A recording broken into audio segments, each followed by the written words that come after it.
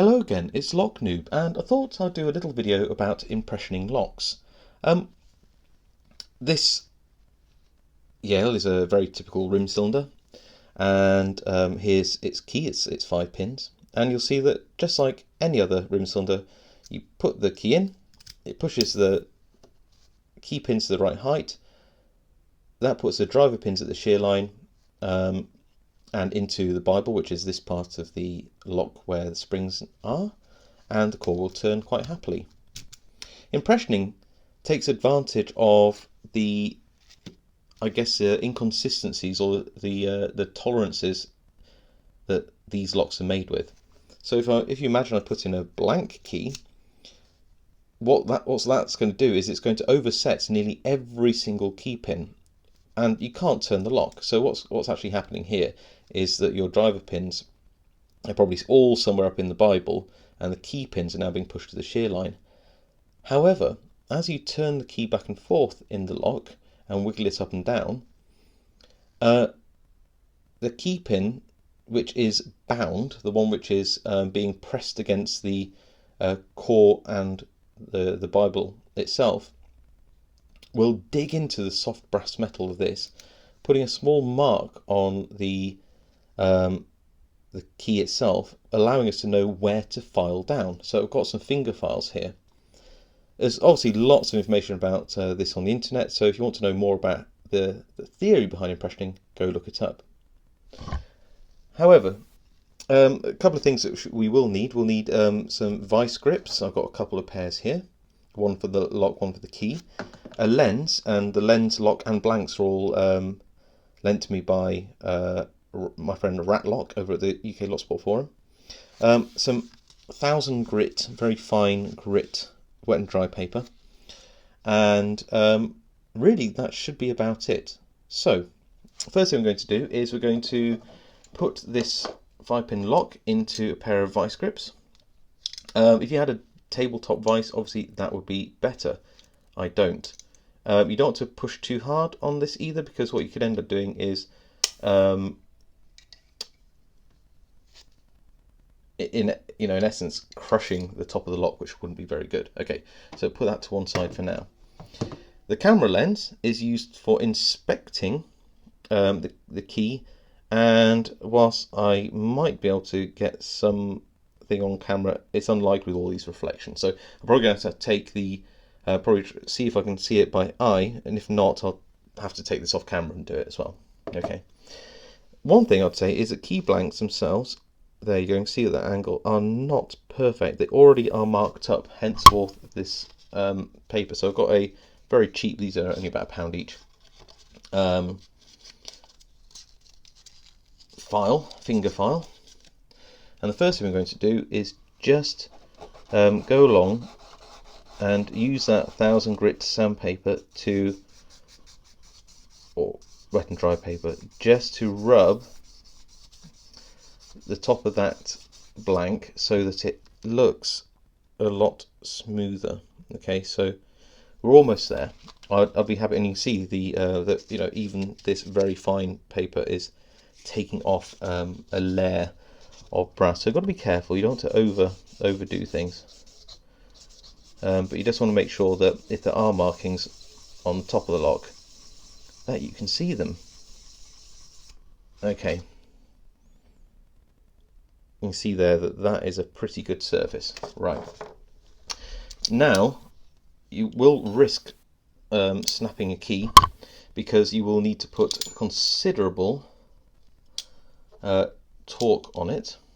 So I'm going to vice this up quite close to where the bow meets the actual key itself, making sure that obviously that will go in, and I can get a good grip on the lock. Okay. And what I'm doing is I'm turning it side to side and trying to find a pin that's binding to mark up that metal. Okay, let's see what we have.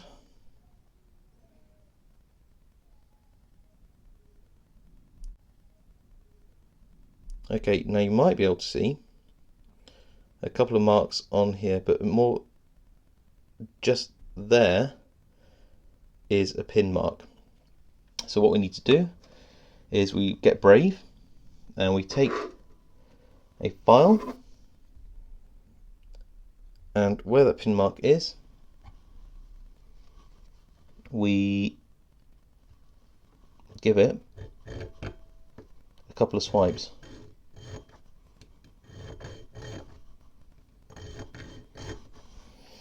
Reason being is that imagine each key pin, the tolerances are around 1/10 of a mil.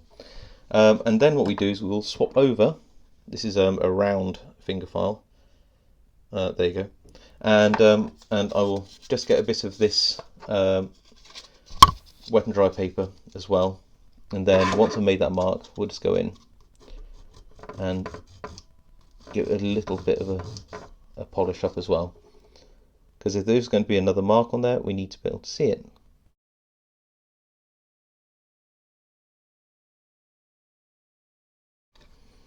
Okay, let's bring it closer.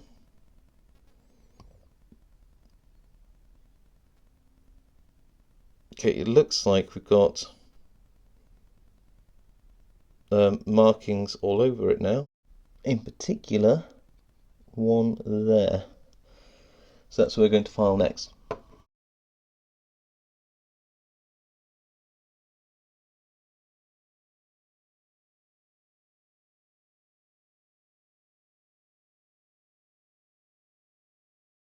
Now it's worth just pausing for a minute.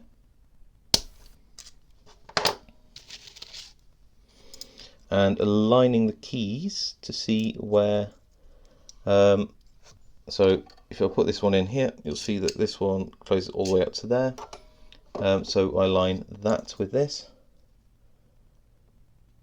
and you'll see that I've got one cut just here and one cut just there.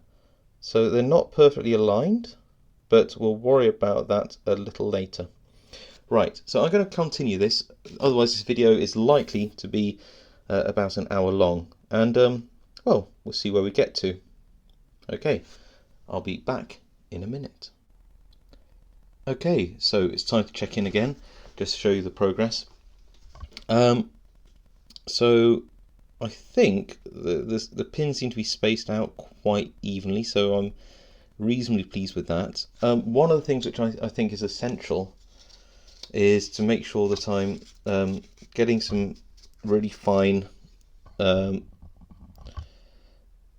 and dry paper, and just making sure that every time I swipe with my file, I just make sure that the inner grooves of the key are well filed, and that I inspect it under the light to make sure that the cuts are smooth. I've also got my half round file, and you can just see here either side that what I'm doing is where the cuts are getting too deep, you can imagine that if they do get too deep, it's going to be hard for the pins to actually rise up above them. So what I've been doing is, and hopefully I can show you, is filing between the cuts as well, just to round them off. After all, it's the height of where you cut to rather than the peaks in between that are important with this. Okay, so I'll give it another round on the camera, and then I'll try and just show you. Now we've got cutting down to where we filed. What kind of marks you get, and those marks are actually very, very fine at this point.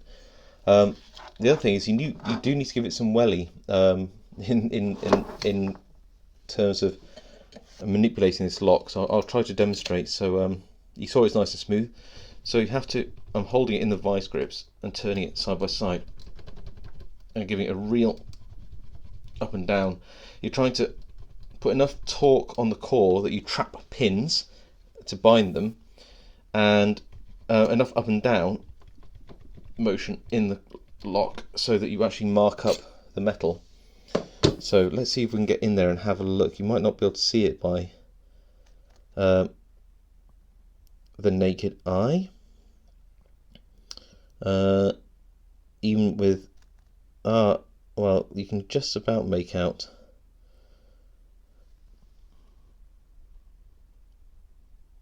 some of the marking, but it's very faint, and it's on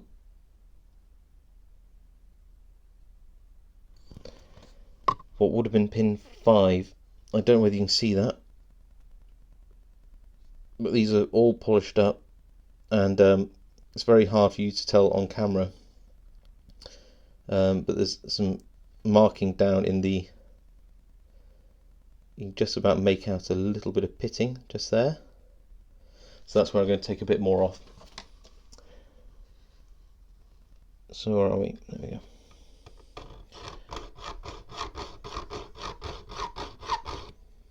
And we're not taking a lot, just a little swipe. Going back.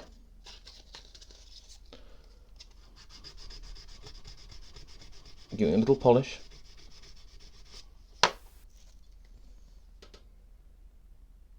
To make it all smooth again. And we'll go back. And, sorry, this is actually part of my microphone.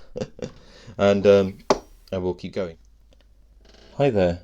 So another little check-in for you, and I was struggling to find any impressions or markings on the key at all for a while, which could mean two things. One, that I've cut too deep on one of these, and everything's fine, but of course if I cut too deep, then the key pin won't bind at the shear line.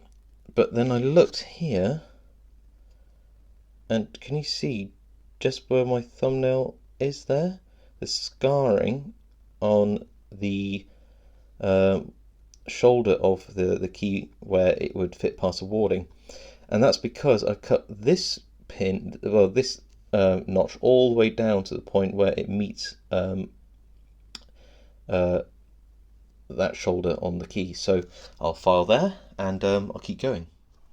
And here we are. I think this is the final key. I did get it to turn just a minute ago. So here is our lock and the key, and you'll notice that the standard key, where is it, goes in and turns really smoothly. This one, less so. It turns, but that was pretty crunchy, and you can see how it's not 100% reliable, but it nevertheless does work. So I'll consider that quite a success. Let's actually line it up with the key and see what we've got. So this is professionally cut, and this isn't, but that shoulder there lines up with this shoulder here. Let's line them up like that, and you can see that, well, I think the reason why it's a little bit graunchy is probably actually pin 3. I cut it a little bit too low. If you jiggle the key in the lock a little bit, it could probably set that pin. It's not ideal, and it's certainly not pretty. But nevertheless, it is an impression key. It does work. Overall, obviously I've speeded this video up. But I'd say I've taken about 45 minutes. Now, I'm not an expert. I've actually seen somebody do a lock impressioning of a 5-pin lock in about 30 or 40 seconds on YouTube, which is just insane. I mean, clearly there's a difference between like 30, 40 seconds and 45 minutes, but this is the speed that I go at. And you can also see how brutalized the key is. It just shows how, because I've been gripping there, and jiggling up and down all the way. It just shows how rough you have to be. I've heard of these keys snapping. I've been lucky not to snap one myself, but nevertheless, that was pretty good fun. And there you go, an impression key. It isn't going to win a beauty award, but hopefully that's given you a little bit of an idea how you might go about impressioning a key. I would encourage you to have a go yourselves. Don't be put off if you don't get it right first time. I certainly didn't. And yeah, it's an adventure. Okay, I'll see you next time.